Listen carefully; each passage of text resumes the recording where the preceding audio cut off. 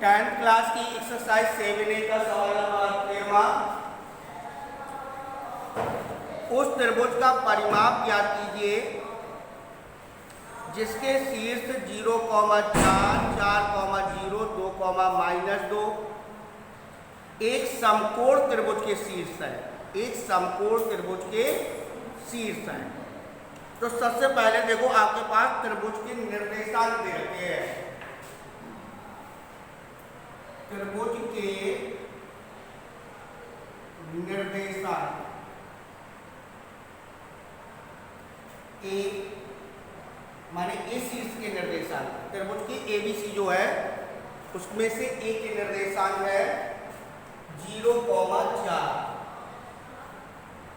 B के निर्देशांक है 4, 0 तथा सी के निर्देशांक है 2, -2। तो ये त्रिभुज एबीसी के निर्देशांक दे रखे हैं, शीर्षों के निर्देशांक। सबसे पहले इन त्रिभुज की तीनों भुजाओं की लंबाइयां निकाल लो। तो पहले AB, BC और CA तीनों भुजाएं। तो AB की लंबाई बराबर √(x1 - x2) का होल स्क्वायर और प्लस y1 - y2 का होल स्क्वायर। तो ये हो जाएगा 0 - 4 का होल स्क्वायर और प्लस 4 - 0 का होल स्क्वायर। 4 चौको 16, 4 चौको 16 बराबर √32 मात्रा। ये हमारे AB की लंबाई आती है। ठीक है, फिर हम किसकी लंबाई निकालें? BC की। तो BC बराबर B और C के निर्देशांक लेना है 4 - 2 का होल स्क्वायर और प्लस 0 + 2 का होल स्क्वायर। तो 2 बचे, 2 दूनी 4, 4 बराबर √8। फिर इसके बाद तीसरी भुजा है CA। तो यहां पर हो जाएगा 2 - 0 का होल स्क्वायर और प्लस -2 - 4 का होल स्क्वायर। तो 2 दूनी 4 और 6, 6 36 √40 मात्रा। ये हमारी तीनों भुजाओं की लंबाई है। अब सबसे पहले कह रहा है कि उस त्रिभुज का परिमाप ज्ञात कीजिए। त्रिभुज का परिमाप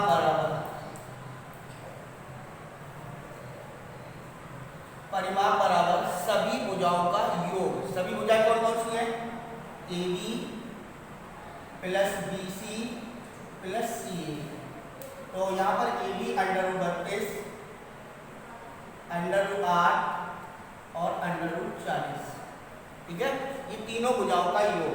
तो 32 के आप निकालोगे तो 4 चौको 16, 16 दूनी 32, तो ये आ जाएगा 4 √2, 2 √2 और 40 के हो जाएंगे 2 दूनी 4, दूनी 8, 8 × 40, तो केवल 2 का जोड़ा बनेगा, ये आ जाएगा √10, 2 √10।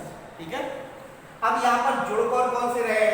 ये और ये, क्योंकि इनकी करणियां समान है, करनी भी समान, आधार भी समान, दोनों समान है।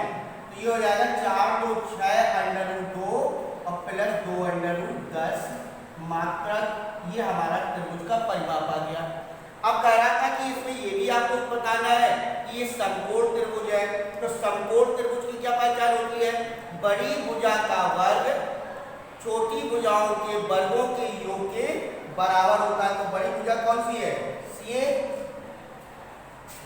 तो CA का स्क्वायर बराबर AB² प्लस BC²। तो √40 का वर्ग बराबर √32 का वर्ग और प्लस √8 का वर्ग। ये आ जाएगा 40 बराबर 32 प्लस 8, तो 40 बराबर 40, LHS बराबर 8। यहाँ पर कर्ण का स्क्वायर जो है वो आधार के स्क्वायर प्लस लंब के स्क्वायर के बराबर है। अतः त्रिभुज जो है वो आपका जिस प्रकार का त्रिभुज उसके दिए हुए शीर्ष किस प्रकार के है? एक समकोण त्रिभुज के शीर्ष है। ठीक है, दो एक भुजा के वर्ग बराबर दो भुजाओं के वर्गों के योग के बराबर है, इसलिए ये त्रिभुज जो है वो आपका समकोण त्रिभुज के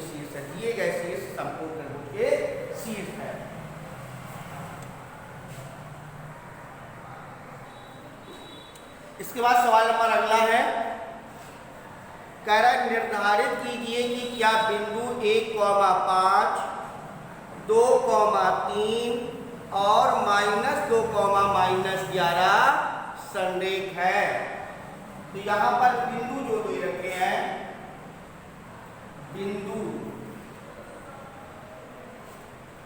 1,5, 2,3 और -2, -11 संरेख है। संरेख क्या संरेख है ना? कह रहा है कि बताना है कि संरेख है या नहीं है। संरेख का मतलब है कि एक ही रेखा पर स्थित है या नहीं है। तो यहाँ पर देखिए, सबसे पहले संरेख होने का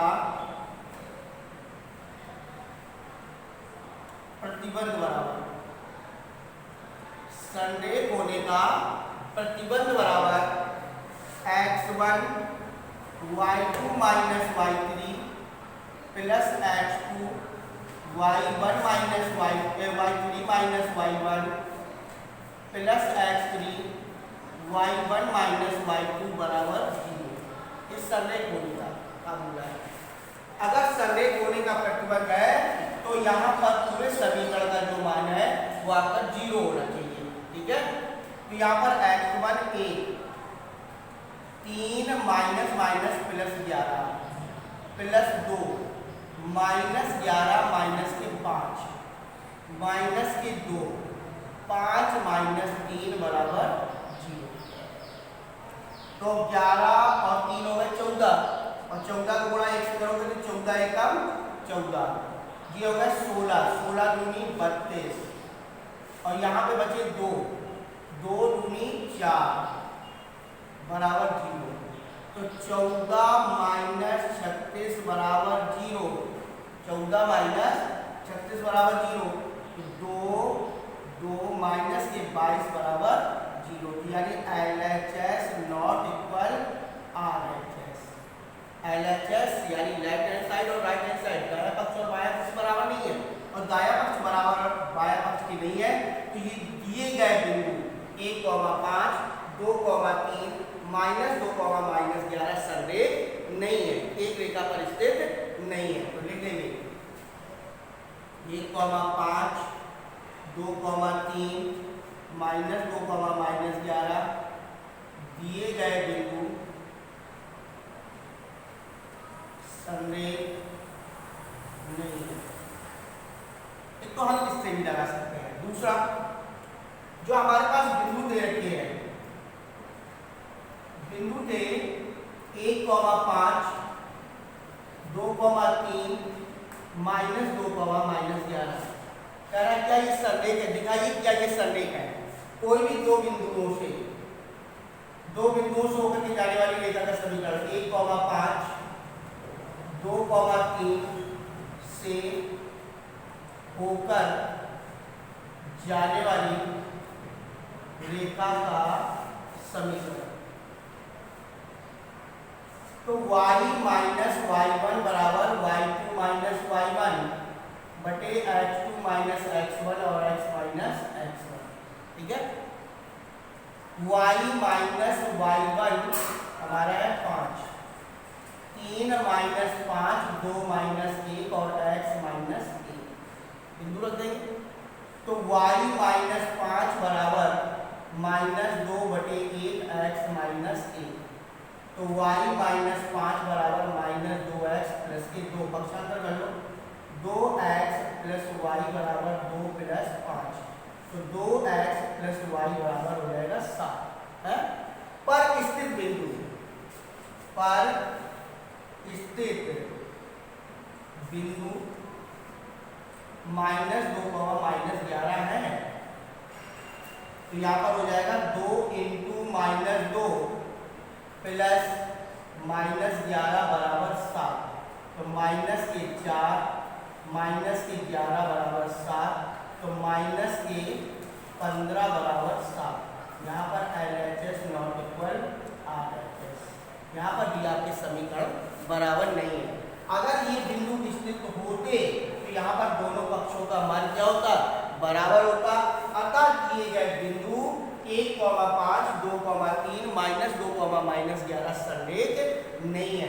या तो हम इस तरीके से सवाल को लगा सकते हैं या फिर इस तरीके से भी लगा सकते हैं, समीकरण बना करके या डायरेक्ट संरेख होने का प्रतिबंध का सूत्र लगा करके। ठीक है,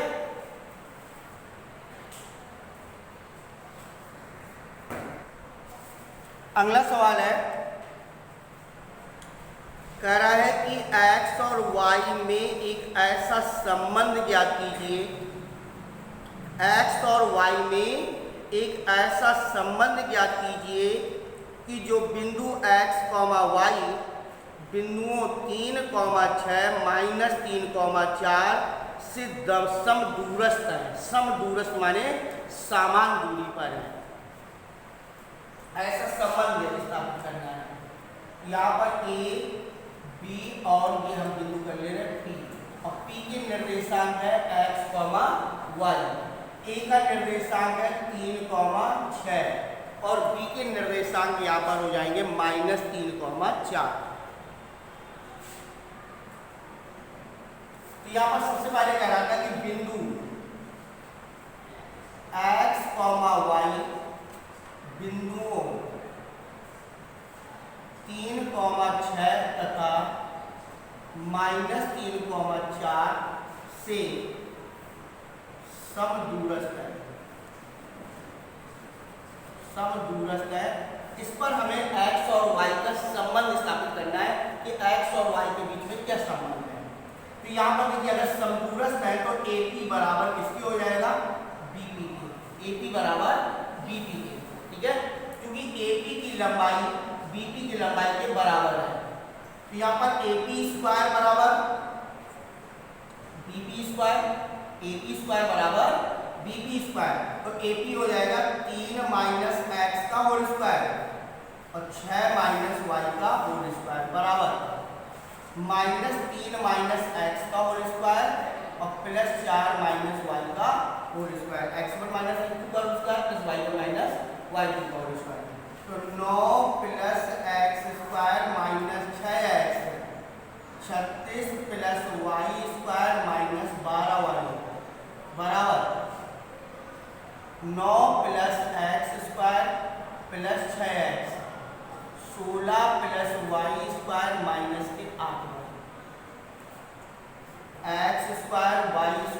x² y² दोनों तरफ से कैंसिल कर दो, 9 से 9 कैंसिल कर दो।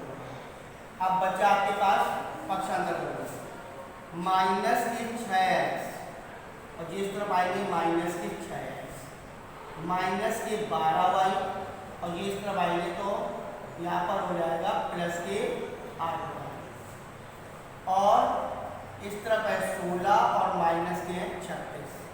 ठीक है, तो 36 ये है, तो -12y -12x -4y बराबर -20। तो -4 का भाग दे दो, तो 4 के 12 3x + y बराबर 5। सब में -4 का भाग दे दिया, तो 4 के 12 4 × 4 4 × 5 20। तो समीकरण क्या बन गया, 3x + y बराबर 5। 3x + y बराबर 5। तो x और y में क्या संबंध है,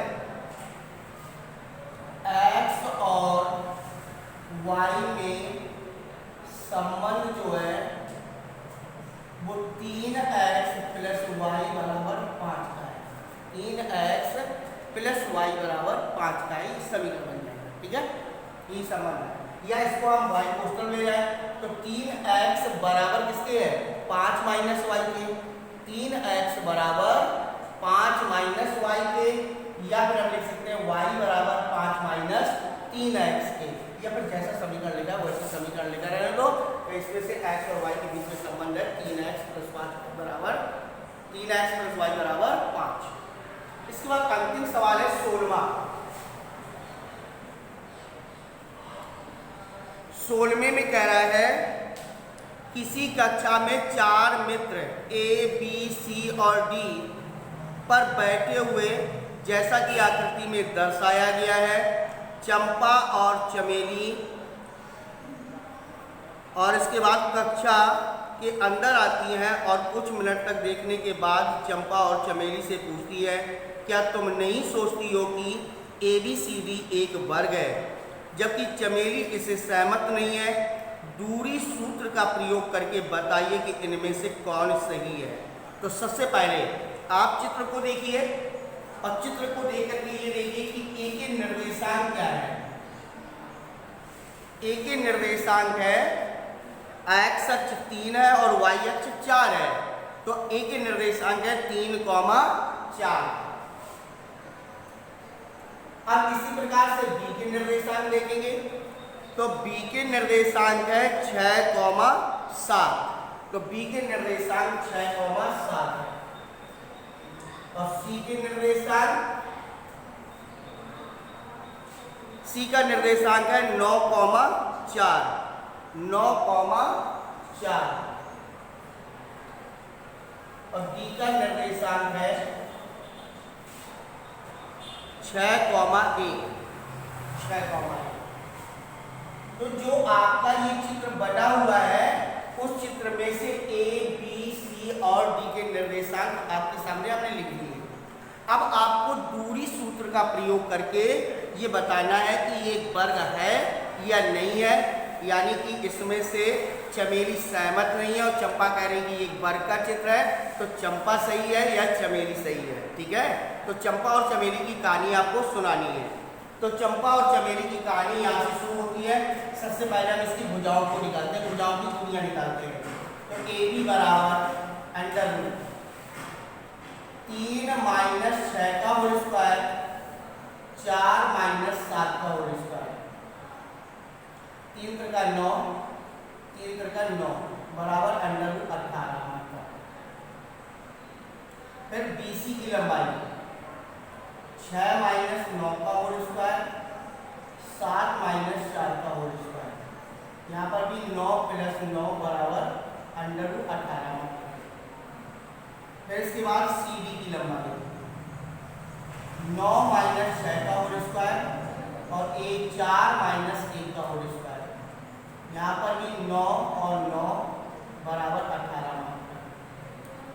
और इसके बाद DA, अगली भुजा DA बराबर √6 - 3 का होल स्क्वायर और +1 - 4 का होल स्क्वायर। यहाँ पर भी 3 बचेगा, 3 × 9, 3 × 9 बराबर √18। तो यहाँ पर AB, BC, CD और DA तीनों भुजाएं बराबर है, लेकिन अभी वर्ग नहीं निश्चित है। वर्ग कब निश्चित होगा? जब उसके विकर्ण भी बराबर हो। विकर्ण निकालो तो विकर्ण कौन कौन से विकर्ण है? AC और BD। AC बराबर AC 3 - 9 का होल स्क्वायर और 4 - 4 का होल स्क्वायर। तो ये हो जाएगा 6 × 6 = 36, ये हो जाएगा 0 बराबर 6 × 8। अब इसके बाद BD के बीच की दूरी B और D 6 - 6 का होल स्क्वायर और +7 - 1 का होल स्क्वायर। तो पहला वाला 0 और ये बचा 6, 6 × 36 बराबर 6। अब आप क्या कह सकते हो? AB बराबर BC बराबर CD बराबर DA, वर्ग की चारों भुजाएं बराबर है, और विकर्ण AC बराबर विकर्ण BD के। तो यहाँ पर जो आकृति बन रही है वो किसकी आकृति बन रही है?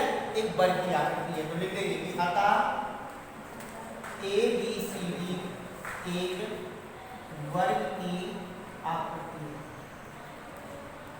तो इस प्रकार से हम एक्सरसाइज 7A एक्सरसाइज आज हमने पूरी आपको पढ़ाई, जो कि दूरी सूत्र के माध्यम से, और दूरी का फार्मूला था √x1 - x2 का होल स्क्वायर +y1 - y2 का होल स्क्वायर। इस फार्मूले की सहायता से आपकी 7A एक्सरसाइज पूरी लगाएगी। अब इसके बाद अगली एक्सरसाइज जो शुरू होगी वो आपकी 7B है। 7B में अंतः विभाजन के निर्देशांक, बाह्यता विभाजन के निर्देशांक और इसके बाद मध्य बिंदु के निर्देशांक, इनके सबसे पहले फार्मूलों को समझना है आपको, फिर इसके बाद एक्सरसाइज शुरू करना है।